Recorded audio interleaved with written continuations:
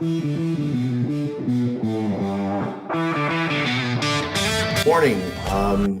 My name is Scott Forcino, and I'm an associate broker of the eXp Realty in New York City metro area, the suburbs thereof. We founded PlugIntro so people meet who they should know.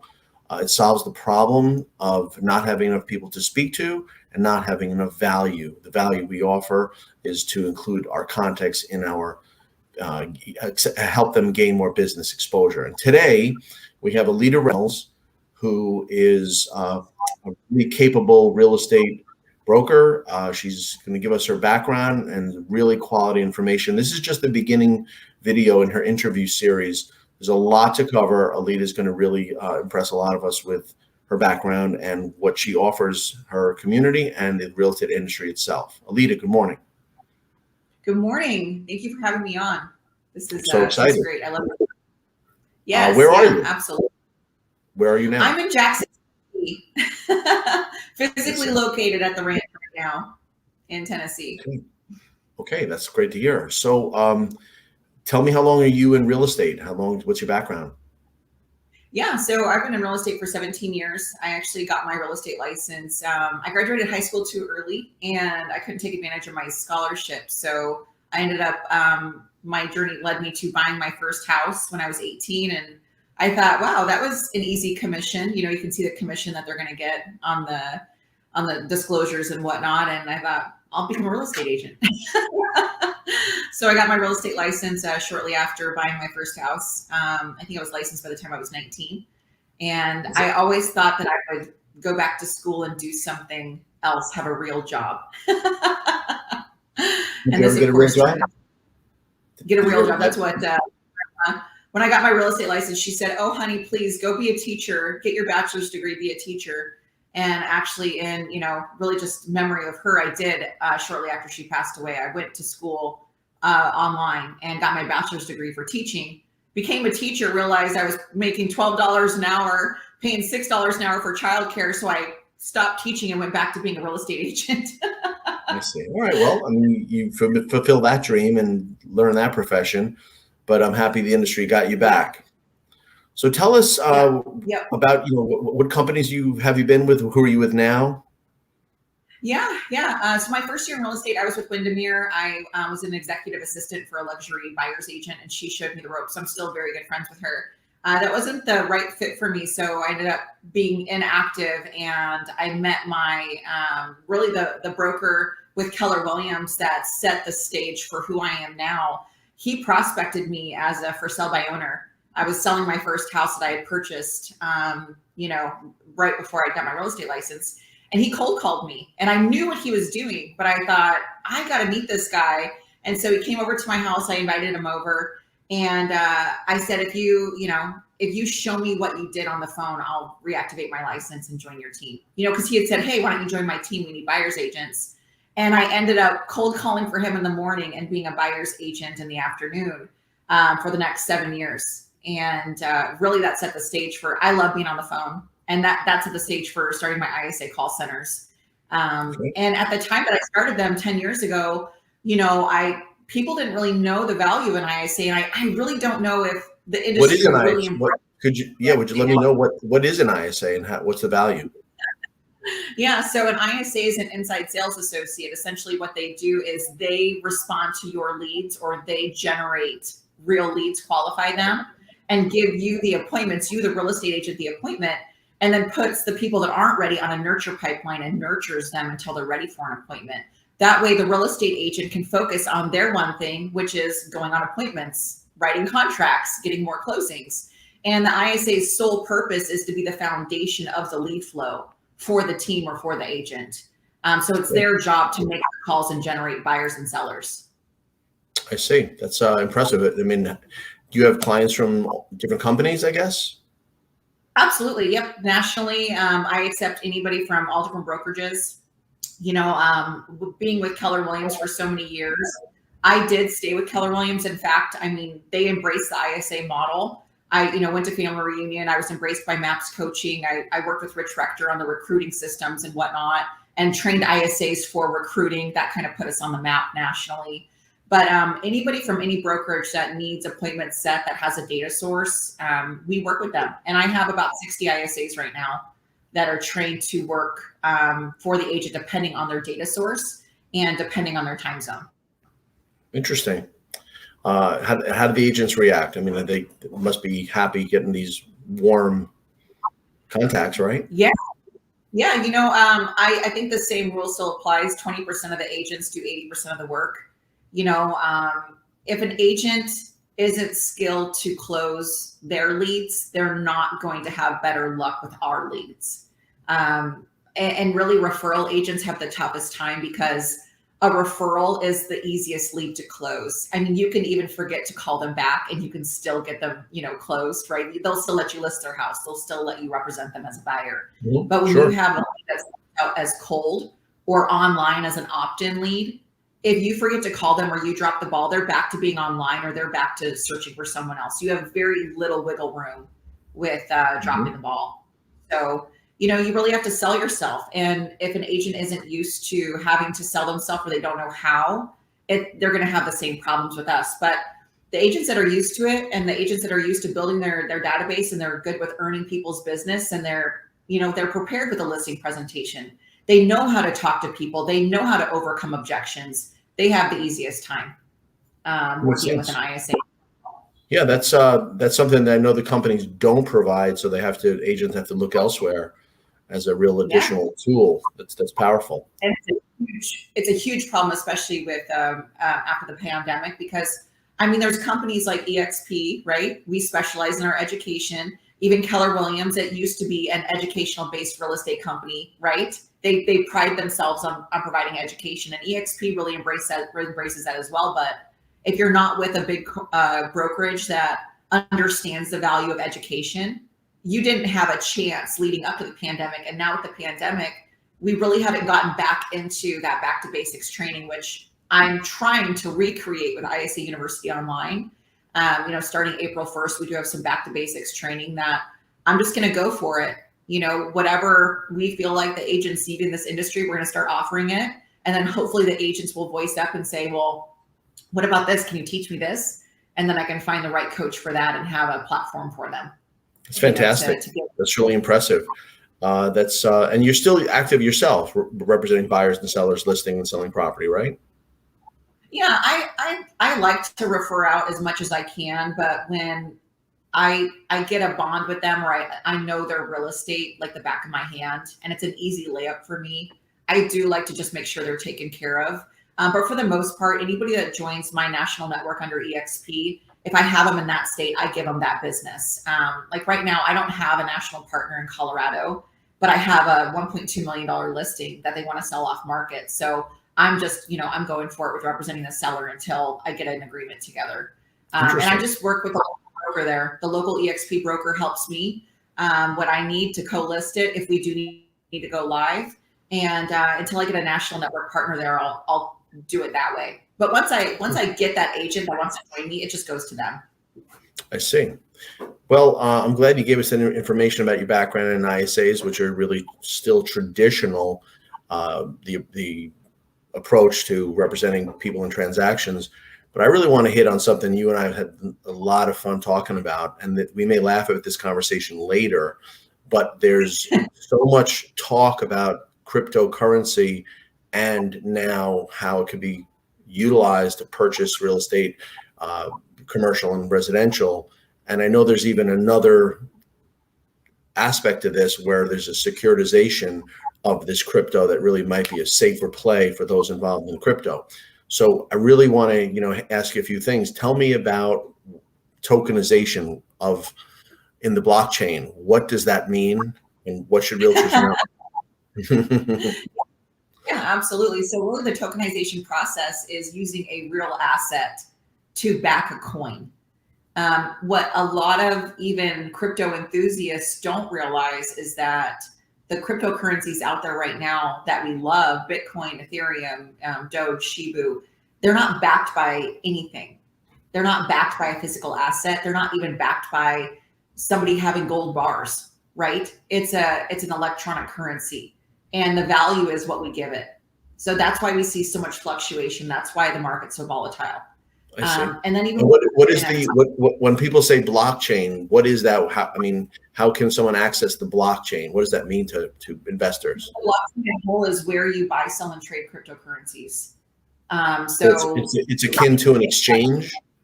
Would you Yeah, make exactly. it closer to an exchange?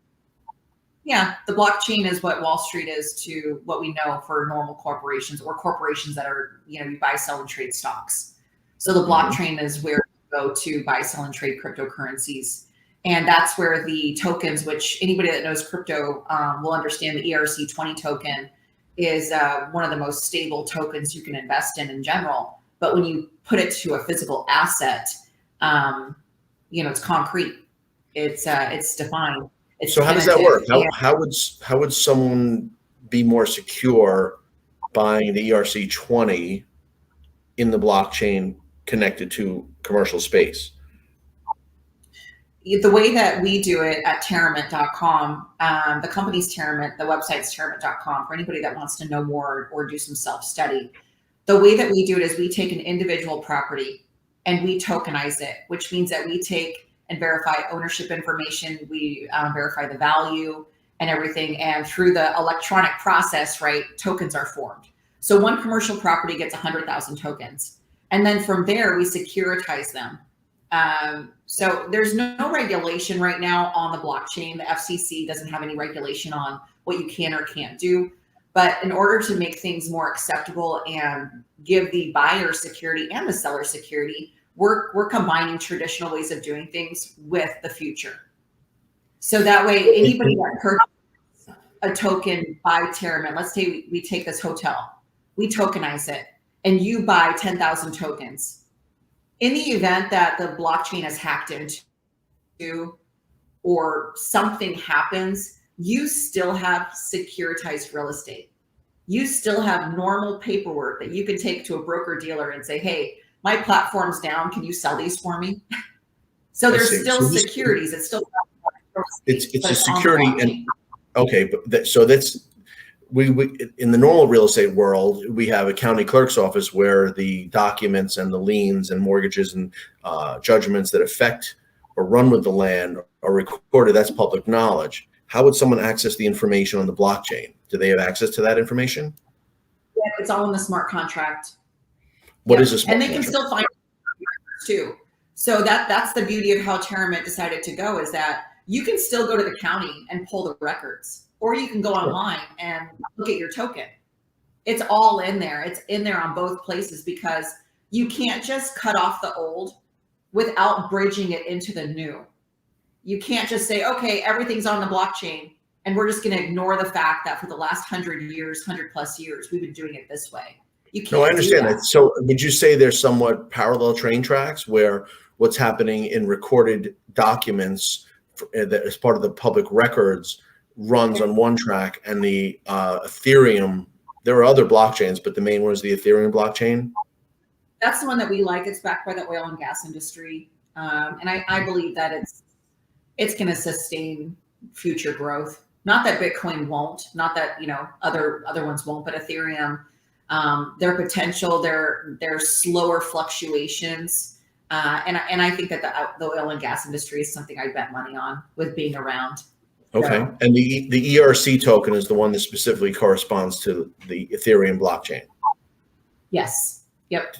Any others, or just that one? There are people that use that. There are plenty of other things out there. I don't know all of them. I couldn't say what they are called. I know that there's other ones out there. But, okay, so tell me. So let's talk about valuation. If there's 100,000 tokens attributed to a commercial space, mm-hmm. how is that advantage? How is that of any possible benefit to a buyer from a broker dealer along the lines of a security? How is that? How would they speculate and earn from that? Yeah, absolutely. So it's the way that TerraMint set things up. It's completely DeFi. So one hotel can tokenize different from another hotel. And that means that their value is different. You're not just buying a token based on assets under management. You're not buying a token based off of a corporation or a REIT being able to successfully provide cash flow. Okay. So let's take the hotel that we are tokenizing over in Wyoming. It's a beautiful hotel. It cash flows. And when we tokenize it, we're going to be offering an ROI back to the token holders. That is based off an annual ROI. But the value to anybody investing in the tokens is that not only are they getting securities, right, that are backed by a real asset that they can buy at the primary market and then buy, sell, and trade to earn revenue off of them in the secondary market. And so a token holder, let me see. So a token holder buys it from a broker dealer, holds it, and then on the secondary market can sell to a secondary purchaser. I see. Yep. And you mentioned the word DeFi. What does DeFi mean? DeFi is decentralized finance. So we are 100% DeFi, which means that if you tokenize your property and I tokenize my property, and Amazon decides to tokenize all their warehouses, everything is individual, and what Amazon does on the tokenization platform doesn't affect you to the extent of your property value. In fact, it probably would affect you in a good way if you have tokens to sell, right? Because you could essentially pick. So would you say that location? Of course, Amazon does the best due diligence where they want to put a warehouse as far as in and out of traffic and all that. So would my commercial space tucked away be less valuable than an Amazon business hub such as that? Is that because am I correct in saying the tokenized properties are essentially competing? Are they competing for the buyers? Well, they would be competing for the buyers. And I think that, let's say that you have a less desirable brand or a less desirable location to where people aren't going to look at it and go, oh, that's an Amazon warehouse. I want to invest in all Amazon warehouses. Let's say that you have your own automotive shop or your own office space. The best way to be more lucrative is to offer either a more of an ROI, right? So let's say, oh, I'm going to give 5% to all of my token holders versus Amazon's only giving a fraction of a percent. And the way that tokenization works and the way that, you can present your cash flow, you'd be able to do that. Any functioning business out there would still be able to function and give 5% back to their token holders and become more lucrative. So, all right, if someone has, like you mentioned, a small commercial building, 10 floors, before crypto and before tokenization, they could not, let me say it this way, the only way they could gain is from the sale or the refinance. It only, what I call a hard financing. In this case, you're saying there's a cloud-based valuation valuation of an asset that can benefit the person. So, you wouldn't find it. So the seller, you wouldn't find it anywhere. It's not a county clerk. So someone would have to find out the availability on the blockchain, and that's after the owner decides to participate in this offering. Yep, absolutely. So anybody that most companies don't make it to Wall Street, right? And the company's brick and mortar isn't so much important on Wall Street, right? When you're buying, selling, and trading stocks on Wall Street, you're not only making money based on speculation, but their performance, right? The performance of the company. Whereas real estate, the market values, they do fluctuate, but it's concrete. It's a concrete asset. We're not tokenizing the business, and we're not tokenizing 20 business under one umbrella. We're tokenizing the land, the brick and mortar, the actual real estate, and the value of the token is based on the market value. So I go to RPR, I rely on local specialists. We take an entire, like if you were going to sell a commercial building and it's listed for sale and they have a marketing package, right? They have the rent roll, they have the P&L, they have the finances, they have, the maintenance reports. Those values is what we tokenize. We tokenize the entire value, but it has to be attached to brick and mortar. So there's essentially some form of a, when I say that, it's an appraisal for, not a great word, but it's an appraisal of sorts. Yeah. Who conducts that? Who's qualified to do that on behalf of a seller? Typically, if the seller doesn't already have it listed for sale, right? So the real estate agent involved would do that. We do ask for an appraisal, and they can hire an independent appraiser to come and give us an appraisal. There's a lot of things that I can find just online, utilizing a local MLS or doing a national RPR. But going so it through does. But comps. I'm wondering. So the tokenized value is actually commensurate with what is understood to be the value of the building from the property. Exactly. Yeah. So they run. The So current. they're not competing. We're not saying $100,000. Let's say we're not saying $1 million building is worth $5 million. It's really they're neck and neck. Exactly. Yeah, exactly. And really, full disclosure for any buyers is that, if they were to go and buy a property that is desirable, let's say that a multifamily comes up and, multifamily self-storage, there are things that come on the market that don't stay on the market. And they typically, when they're listed, it turns into a bidding war. And a lot of buyers right now are paying 20, 30, 40% more than a market value, than just this is what the property's worth, right? What it may appraise for. And so what TerraMint is doing is sticking to, this is what a buyer would pay for it in the market divided by 100,000 tokens, so that the combined value is what the market value is, not so much what a buyer is willing to pay in this market. And I really feel like it keeps everything fair. It's not so much a bidding war. And this is really the best for a property owner that doesn't necessarily want to sell, because they tokenize their real estate and they maintain ownership. It's a great way to earn back their liquidity and raise capital and put money back into their business. It's a great way to, raise capital without having to refinance or borrow against, their equity or take another line of credit. It's a great way to, tokenize your real estate, earn, $4.5 million back based on your evaluation, pay off all your liens and debts, put money aside to run your business, during the pandemic, reinvent your business. Think of all the ranches and wineries that they need money before they make money. Sure. So that means how does a seller actually get those funds that were tokenized? They go to the blockchain. Do they have to convert it into dollars and cents?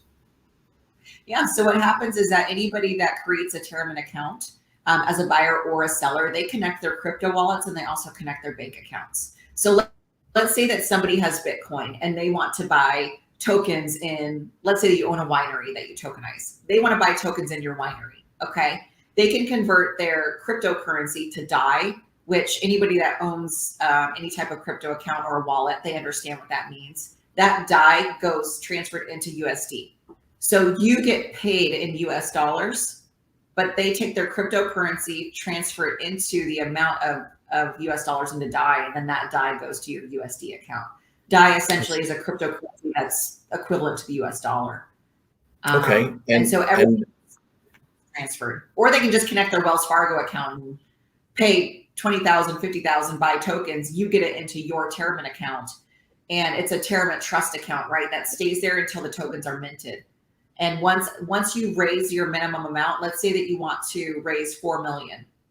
As soon as you get 4 million, you say, yep, I'm good. You hit the close button, let's mint. Everything gets minted, and then you get 4 million released into your TerraMint account, and you can transfer it into whatever account you've connected. I see. So the step-by-step process is the seller has an idea, realize that their property's value. I mean, a seller that does this today would be the 1%er because no one else is doing this. So they realize that they realize there's a parallel cloud-based value. They would put the property on TerraMint, TerraMint, and then there would be buyers, seekers, those with an interest in that property. Yep. And then the process runs. Now you mentioned one or two things. Minted do all $100,000. I'm sorry, all 100,000 tokens have to be. Is it before an income before it can be traded, or can you buy and trade immediately? So that depends on the buyer. So once it's minted, they can turn around and sell them. There's two different ways that a seller can offer their property.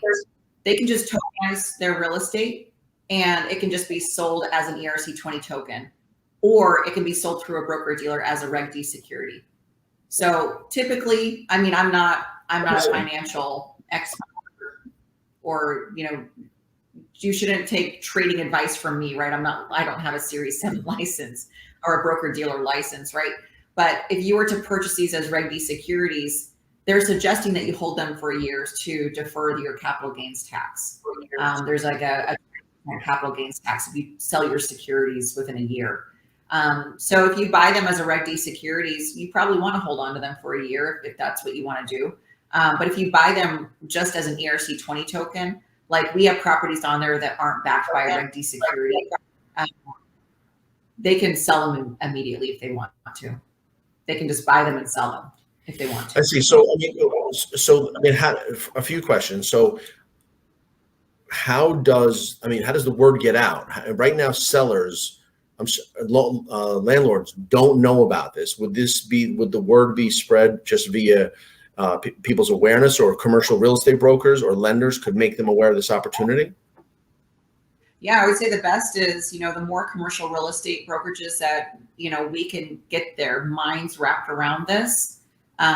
Broker dealers, people that manage hedge funds, anybody that works with high value real estate, this is invaluable for them to know about. And the fact of the matter is, Scott, is that this was launched in November. We were open for business in November, and it's really just with everything being flooded with NFTs and all these other cryptocurrencies. It's like, hey, this is the difference of buying tokens versus what you're buying. This is the difference of buying real estate backed tokens versus you buying an NFT at Metaverse. Okay, so you mentioned NFT. You mentioned NFT. What does the NFT stand for? NFT is a non-fungible token. It's not backed by anything. So would that be art? It's not backed by. Yep. What about? You and I talked about art, or even a racehorse. Yeah, it's basically digital art. So there are art collections that are being sold as stable coins. They're FTs, so they're fungible tokens. They're backed by the real art. It's securitized. There are broker dealers out there that take, I don't know if you heard of that art collection that Sotheby's helped auction off, but it's like $67 million in art was auctioned off. And then they're taking those pieces and taking a picture and then selling the picture of the art, but it's basically securitized art. And they're buying those as NFTs in the art collection. So why doesn't the Mona Lisa have value if someone sends me a picture of the Mona Lisa? Do I have any ownership in that picture? Well, if the real Mona Lisa was allowed to be securitized and you could buy an ERC20 token backed by the real Mona Lisa, you'd be in business. But if you just buy an NFT of a picture of the Mona Lisa, you're just buying digital art. You're not buying anything. I could take a picture of this cup and put it on Nifty Space, and you could buy it for $1,000, but this actual cup wasn't securitized and backed by that picture. And then what if I do 200 more of these? So it would seem that's why I'm learning that people are actually jumping on this NFT journey. Actually, what's that Harabi art, that Harabi gorilla stuff. I'm we're going to sound ignorant one day looking back on this video, but the Mona Lisa has been around 500 years. So we've all that certainly has entered the public domain that more than anything else. So it would seem to be something that's like a tulip craze in Holland a few hundred years ago, something that's created now, and somehow they're putting value on this artwork. Yeah, an NFT is essentially when you buy an NFT, mostly it's like a collection, like the Bored Ape NFTs, right? They purchase. It's a digital art piece. Someone created it on their computer and they made a collection of them, and people are buying them. And so as good as innovative or as celebrated as this new approach is, tokenization to me is the opposite, because it's not speculative, because it's the safety backed by the asset. Exactly. And it's backed by traditional ways of doing things in the future. Like the crypto space and blockchain is the future. It's no different than using your credit card, right? Your debit card. Your debit card is a reflection of something tangible. I could go to the bank and withdraw $1,000, or I could use my debit card and spend $1,000. Real estate backed tokens sold by TerraMint is a digital form that represents the value of an asset, but we have a real asset. So it's backed by something real. So in this case, a commercial broker normally, there's only two ways for a commercial real estate broker to make money. They lease the property, they sell the property. Do you think that they would have an opposition to this? Because now we're doing neither, but they are providing value to their client in the form of tokenization. Do you think they run? So anybody that refers a seller of tokens to TerraMint, we actually give them 0.25% of the full tokenized amount. So let's say that they do bring their $5 million building, to TerraMint, and the seller wants to tokenize, they would get 0.25% of that entire tokenized amount. TerraMint takes 3%, no, 5%, excuse me. And then the consultant or the referral agent would get 0.25% at the time it's minted. So we do pay real estate agents, for referring their business. And, I'm even coming up with a way to purchase properties through tokenization. I'm about a week away from having a concrete proof of concept on that. So they would in fact be able to take their buyer and seller and still earn a commission. Because in my letter of intent, it says on there that, the seller agrees to honor their commission agreement. It's just, we're coming to cash at close after we've purchased it through tokenization. We're still going to escrow. We're still sitting at a closing table. We're still exchanging title. Realtors are still getting paid, but it's a different way of the buyer to get financing, which is not financing. It's just raising the capital to come to closing with cash. Well, I mean, that begs the question, instead of a DeFi, would you think someone would be able to, in a sense, if the seller knows that the property is a certain value, the way a seller would hold the paper and have their own seller financing, could a seller hold financing on the blockchain and never deal with traditional financing? Absolutely. 1,000%. A 1,000,000%. Yes. Yes. And it even makes, so when you buy a property or when you buy TerraMint tokens, right, you get tokens backed by security, or write these securities in exchange. What's to say that a bank couldn't loan you the money to buy the property and take the tokens in exchange? Wouldn't they want securities, real estate securities in lieu of $5 million? I mean, my God, they're going to make more with the basis points as they're being sold and traded than, they would on their interest. I mean, why wouldn't they? Why wouldn't they want to? It's really just, this is new and we don't have a crypto bank yet. And there is precedent. What's that? There is precedent there is precedent for that, because one of the ways to qualify for a loan, or one of the things that mortgage loan underwriting uses, is portfolios. So if someone has a huge portfolio, which is subject to change and, volatile potentially, that is a factor that's almost as much, and I can't speak to this, but we speak to our loan underwriters, that might be as strong as income. It is income. Yep. Yeah, and I do think that there are some that, are at least on the right track, because they do have cryptocurrency income as a form of income that they can qualify you on. So I don't think, I don't know if you know of Kavi over there in California. He's a second generation mortgage broker. His dad started it and he has a family business. He actually on his applications has cryptocurrency income on there and will qualify people to purchase, real estate based off of that income as well. So I think that there are, lenders that are ahead of the curve. They're usually independent, just like independent broker dealers.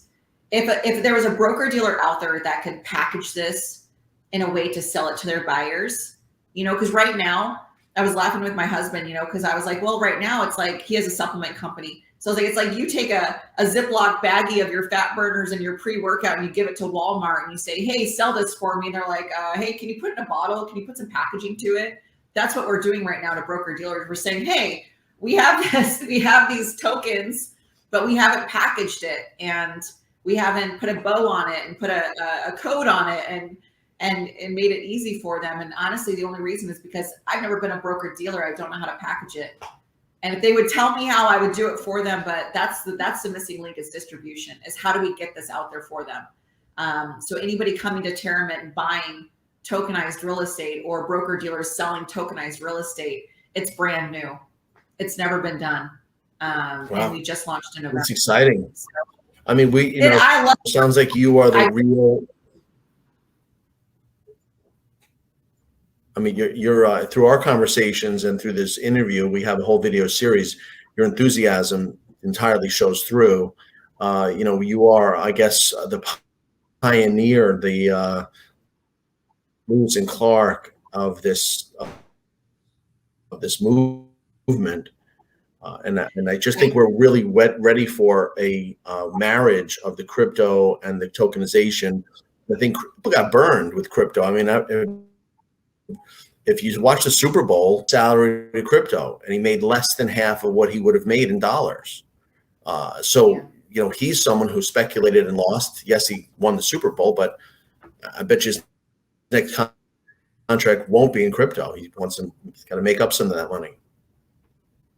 Yeah, I mean, unless he holds it, and then the prices will go up. I mean, if you get paid in Bitcoin right now, just hold on to it, because it's going to fluctuate. But the problem is that when you have Aunt Jenny putting her only $50,000, her life savings, into crypto, and she sees it, it's really hard to say, hey, hang on, just wait a year, it'll go back up. What if she needs some of that money?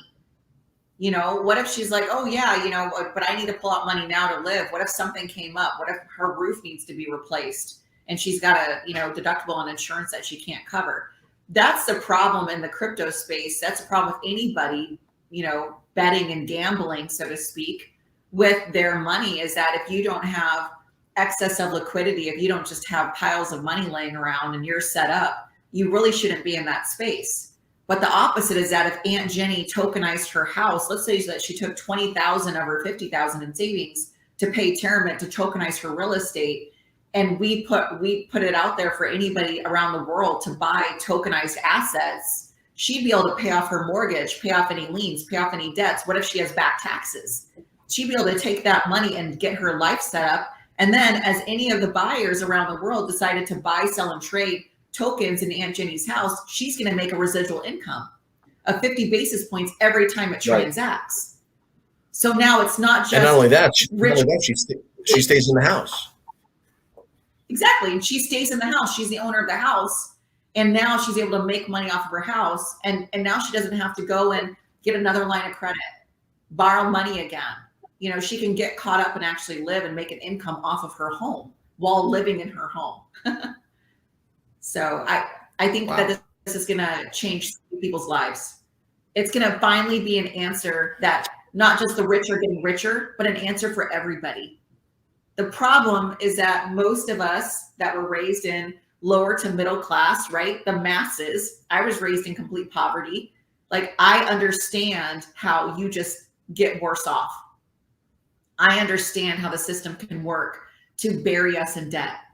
Right. And I understand things come up, and I understand that it's hard to get ahead. But if you are able to actually buy real estate, accomplish the American dream of buying real estate, now you don't have to borrow against your house. You don't have to pull out your equity right now. My God, do not pull out your equity right now. You're going to bury yourself to where you won't be able to sell your home for what it's worth right now, in 5 years, because the market is going to stable out. But if you tokenize your real estate, you're not loan out. And then you're able to make money off of your assets as people are moving them along the blockchain. And so I feel like it's a solution without another problem. I think it is a solution, and the problem hasn't surfaced because I say this recently: rates just hit 4. We are on, the Fed is going to raise rates. I know there's not a direct connection, but there's a perception of a direct connection.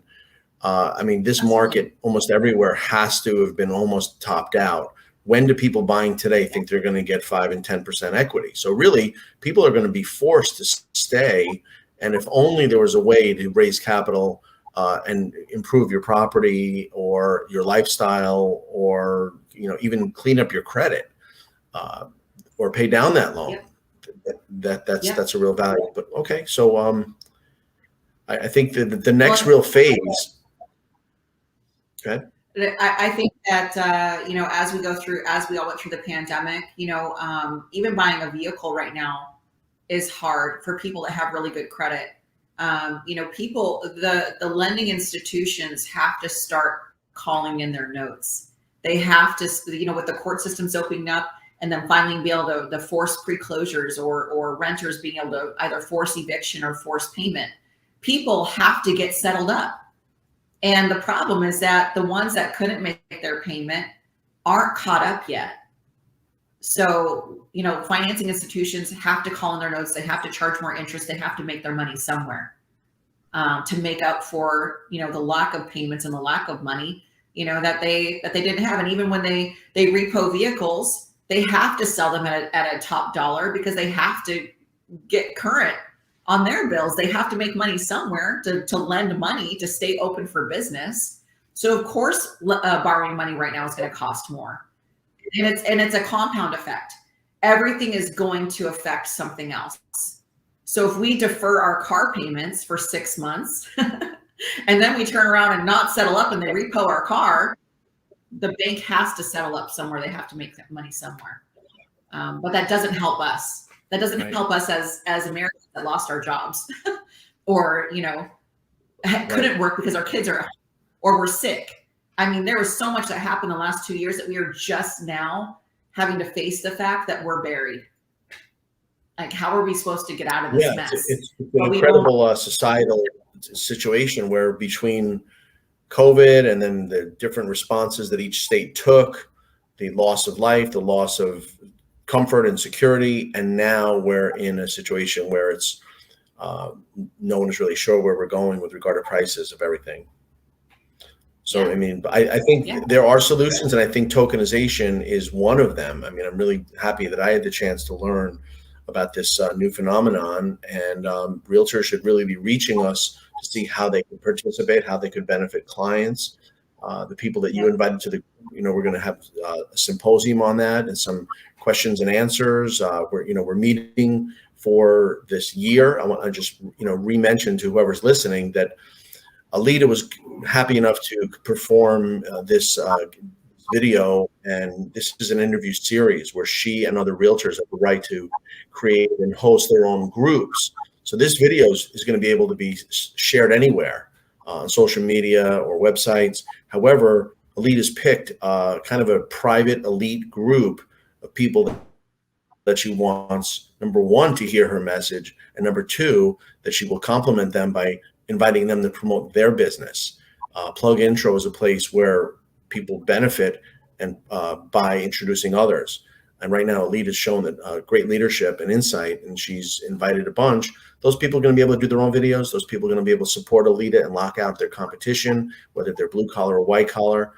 This is a real important bit of information. However, business keeps going.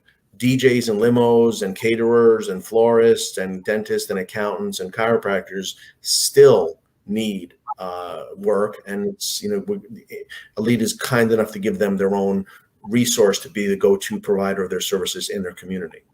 So be on the lookout. We'll be sending more invitations.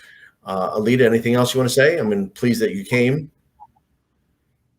Yeah, thank you so much for having this platform and giving everybody an opportunity that has gone out there and said, yes, I want to open up a business, no matter what business it is. And anybody out there that's struggling, don't quit. Don't give up. This is not the time. You got to push forward. When you have the pain, you got to push forward and, take advantage of this opportunity. Contact Scott and get your business out there so that we can continue helping others. Any real estate agent that's interested in tokenization, definitely you can contact me directly. You can go through TerraMint. The most important thing is that you have to have somebody that owns the real estate to really take advantage of it right now. If you have someone that owns real estate and they need a solution, let's do it. I'm your girl. Go to TerraMint.com, email info@TerraMint.com. You're going to get connected with me. I'll help you through the process, and we'll get a solution for your clients. And I'll take care of you. I make sure people get paid, so you don't have to stress about that. I'm sure. Well, that's really great of you, Aleta, and looking forward to mass participation and a collective benefit for our members and anyone going forward. We'll be prepared for our next video in a little bit of time, and we'll be sending invitations out to meet online in our own premium chapter here. Thank you. Have a great day. Take care. Awesome.